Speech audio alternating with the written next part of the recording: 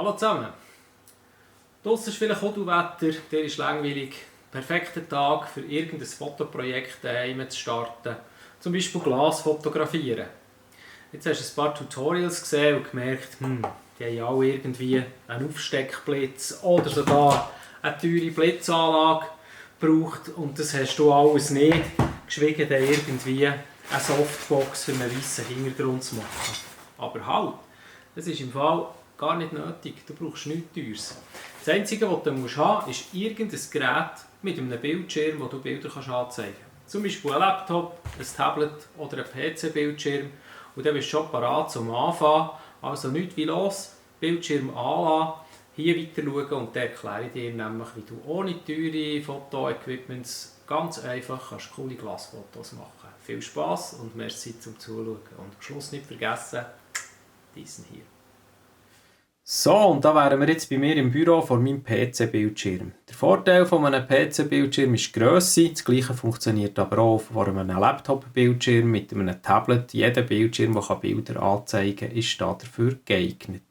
Du musst ihn waagerecht aufstellen, das ist hier beim PC-Bildschirm schon gegeben. Bei einem Tablet musst du schauen, dass du das schön gerade aufstellen kannst. Und was ich jetzt hergestellt habe, ist eine schwarze Plexiglasplatte. Funktioniert zum Beispiel auch bestens mit einem Spiegel. Es kann ein Holzbrett sein, das du bis an die Bildschirm herschiebst, das Glas am richtigen Ort platzieren und schon kann es losgehen. Und für Hintergründe zu machen, finde ich sehr gut geeignet das Programm PowerPoint. Da kannst du sehr einfach Hintergründe einstellen, selber machen, Bilder auch einfügen. Du kannst die ganz einfach bildfüllend darstellen auf deinem Bildschirm.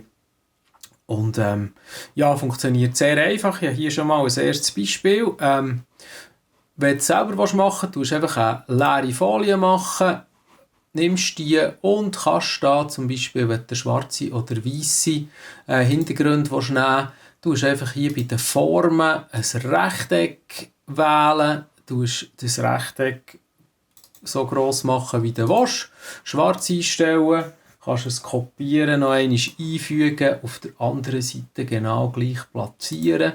Und wenn ich jetzt da auf die Bildschirm-Präsentationsansicht gehe, habe ich bereits den perfekten Hintergrund. Du kannst die Grösse von deinen Feldern einstellen. Jetzt hier mit dem weißen Hintergrund ist es so, je näher dass die schwarzen Balken kommen, je breiter wird näher, das kann ich dir hier zeigen, wenn es schmäler wird, also die schwarzen Balken näher, dann wird auch der schwarze Rand von deinem Glas grösser und wenn sie weiter weg sind, wird es ein bisschen dünner. Also da kannst du variieren, du kannst auch das Umgekehrte machen, mit einem ganz weißen Hintergrund sieht man, hat man die Kontur nicht und das Gleiche funktioniert ebenfalls mit dem schwarzen Hintergrund, wo nachher links und rechts weiß ist. Auch da wieder, je kleiner das der schwarze Teil ist, je grösser werden die weißen Ränder und wenn du den schwarzen Hintergrund breiter machst, dann werden die weißen Ränder schmäler. Zum Fotografieren würden wir jetzt das Ganze im Hochformat so machen, dass wir das Weiße gar nicht mehr sehen, sondern nur noch der schwarze Hintergrund. Ich zeige dir hier gerade ein Beispielbild, wie das nachher aussehen würde. Und das ist die ganze Zauberei. Und der Vorteil jetzt an diesem Programm ist, du da schnell noch ein bisschen näher herzoomen, damit wir wirklich nur das Glas im Bild haben. Genau, mit dem Weißen so haben wir wieder, sehen wir noch einmal den Unterschied. Wenn ich nur einen weißen Hintergrund habe, fehlen mir aussen Konturen vom Glas. Und sobald ich die schwarzen Balken links und rechts habe, werden die gespiegelt im Glas, reflektiert und ich sehe schön die Kontur von meinem Glas. Voilà.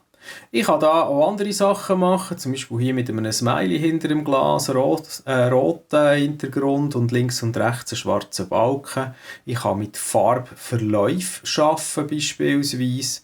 Ich kann mit Linien arbeiten, das wird vor allem interessant, wenn ich Glas habe wenn ich Wasser habe im Glas, so müssen wir sagen. Weil durch die Lichtbrechung verschiebt sich das näher und gibt interessante Formen.